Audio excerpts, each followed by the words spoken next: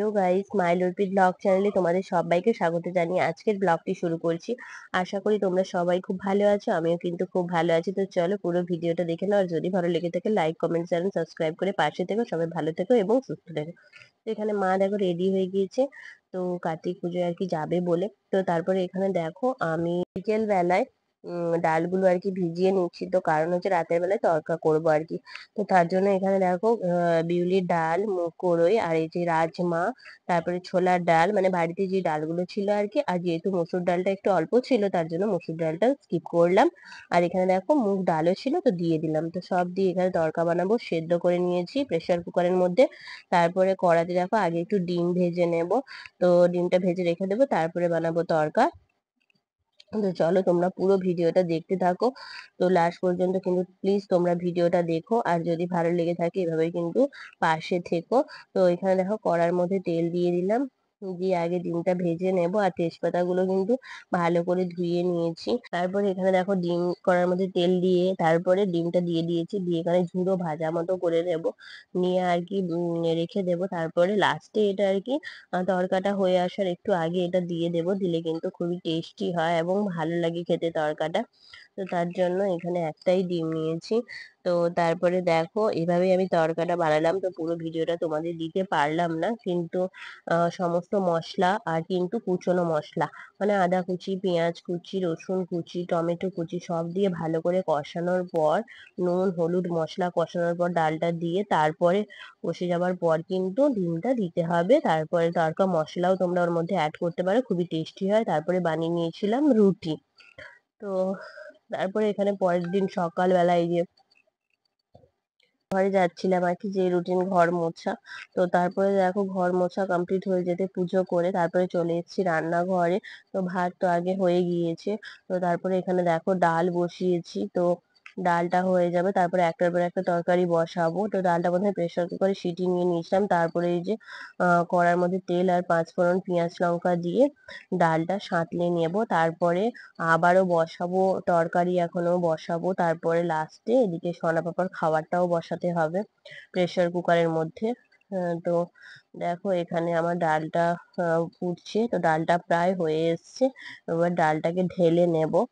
তো আমি এভাবেই আর কি দুদিকে বসিয়ে করে নিই, তাহলে তাড়াতাড়ি হয়ে যায়, না হলে কিন্তু অনেকটাই দেরি হয়ে যায়। তো দুদিকেই করবো। তো ওদিকে আর কি সোনা পাপড়টা বসাবো, তো এদিকে যখন দেখছি যে ডালটা হয়ে গিয়েছে, তো তার জন্য ভাবলাম এখানেই আর কি মাছটা ভেজে নিই। তো এটা হচ্ছে মাছটা একটু ছিল আর কি। তো দেখো এই যে মাছটা গুঁড়ো মাছ, তো আমাদের এখানে এই মাছটা মানে কি বলতো পাওয়া যায়। তো এই মাছটা হচ্ছে মানে গুঁড়ো মাছ বলতে কি জানো তো, অনেক রকমের মাছ আছে এতে, তো সে সব মাছগুলোই কিন্তু মানে ছোট। তো তার জন্য এটাকে গুঁড়ো মাছ বলেই মানে আমাদের এখানে আর কি ডাকা হয়। তো দেখো তো এখানে অনেক রকমের মাছ রয়েছে, তো সে মাছগুলোকে আর কি ভেজে নিয়েছে। আর তার সাথে কিন্তু চিংড়ি মাছও থাকে, ছোট ছোট চিংড়ি মাছ। তো তারপর এখানে দেখো এটাকে বেগুন দিয়ে ঝাল বানাবো, বেগুন আর কাঁচা টমেটো দিয়ে। তো কড়ার মধ্যে তেল দিয়েছি, দিয়ে দিয়েছি পাঁচফোড়ন, দেবো পেঁয়াজ লঙ্কা। তো এতে কোনো মশলা দেবো না, এমনি করবো, এমনি কিন্তু খুব সুন্দর হয়। আর পেঁয়াজ লঙ্কা দিয়ে ভালো করে আগে বেগুন আর টমেটো দিয়ে একসাথে আর কি ভালো করে কষিয়ে নেব। তো এখানে দেখো আগে দিয়ে দিয়েছি টমেটো, টমেটোটাকে পরেও দেওয়া যেতে পারে, যেহেতু অনেকটা দেরি হয়ে যায় না, আর কাজের মাথায় না মনে থাকে না। তো দেরি হয়ে গেলে তখন কি করব না করব আর তো আর ভাবার সময় থাকে না, মনে হয় যে তাড়াতাড়ি করে রান্নাটা করতে পারলেই। ওদিকে হয়তো সোনা বাবার কাছে যেতে হবে, তো সোনা বাবা কান্না করছে। তো তাড়াহুড়ো করে আগে আর কি টমেটো দিয়ে দিয়েছি, তারপরে বেগুন দিয়ে দিয়েছি। তো এভাবে করলেও কোনো অসুবিধা হয় না, কিন্তু একটু দেরি হয়, যেটা আগে যদি বেগুনটা দিয়ে তারপরে বেগুনটা নেড়ে নেওয়ার পর পরে যদি টমেটোটা দেওয়া হয় সেটা আরো ভালো, আরো তাড়াতাড়ি হবে, কারণ বেগুনটা আগে গলে যাবে তারপরে টমেটোটা দিতে হয়। আর টমেটোটা দেওয়ার পরে বেগুনটা দিলে কিন্তু বেগুনটা একটু শক্ত ভাব হয়ে যায়, মানে একটু গলতে একটু টাইমটা লেগে যায়। তো যেহেতু আমার প্রচন্ড দেরি হয়ে যাচ্ছিল সোনা পাপাকে নিয়ে, তো সোনা পাপা একটু কান্না করছিল, তো তার জন্য আর কি আমি তাড়াহুড়োর জন্য একসাথেই দিয়ে দিয়েছি। তো চলো একটু দেরি লাগবে আমার। তো কি বলতো, তাড়াহুড়োর সময় না কিছু মনে থাকে না, তো যেটা করলে তাড়াতাড়ি হবে সেটা সেটা না করে যেটা করলে দেরি হবে সেটাই হয়ে যায়। আর তাড়াহুড়োর সময় তাড়াতাড়ি করতে গিয়ে কিন্তু দেরিটাই বেশি হয়। তো এটাই মানে বেসিক্যালি আমার সাথে বেশি এটাই হয়। তো যখন ভাবি যে দেরি হয়ে যাচ্ছে তাড়াতাড়ি করতে হবে তখন কিন্তু এমন একটা কাজ হয়ে যায় যেটা করতে গিয়ে দেরিটা কিন্তু বেশি হয়ে যায় তাড়াতাড়ির জায়গায়। তো তারপরে দেখো এখানে বসিয়ে দিয়েছি আর ওখানে দেখো সোনা পাপার জন্য খাবার বসাবো। তো প্রথমে প্রেসার কুকারটা একটু ভালো করে মুছিয়ে নিলাম জলটা, কারণ তারপরে না হলে প্রেসার কুকারটা একটু শুকোতে দেরি হবে। তো তারপরে দেখো এখানে গ্যাসটা তো জ্বালিয়ে দিয়েছি, আর একটু ভালো করে শুকিয়ে যাওয়ার পর প্রেসার কুকারের মধ্যে দিয়ে দেবো তেল। আর তেল দিয়ে ওর মধ্যে জিরে দিয়ে সোনাপার খাবারটা তুলে দেবো। তো সোনাপার খাবারের সাথে কিন্তু যেদিন আমাদের ডাল করি না সেদিন খাবারের সাথে একটু ডাল দিই, আর যেদিন আমাদের ডাল করি সেদিন কিন্তু আলাদা করে আর ডাল দিই না, এমনি সবজিটাই রান্না করি। তো বেশি করে রান্নাটা করি। আমাদের রান্নাতে তো দেখো ঝাল থাকে, তো সেই ঝালটা সোনাপ্পা খেতে পারবে না, তার জন্য আলাদা করে আমি সোনাপ্পার জন্য রোজ প্রেসার কুকারে রান্না করি। তো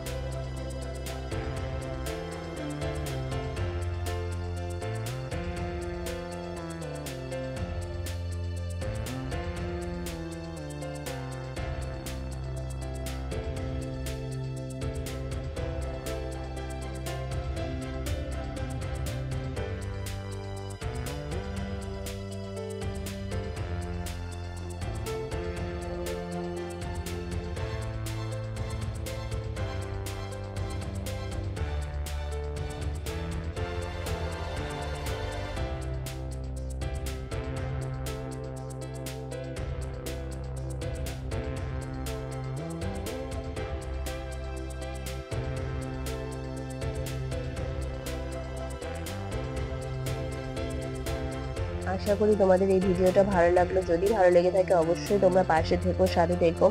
আর পুরো ভিডিওটা দেখার জন্য তোমাদের অসংখ্য অসংখ্য ধন্যবাদ জানাই। সবাই ভালো থেকো এবং সুস্থ থেকো।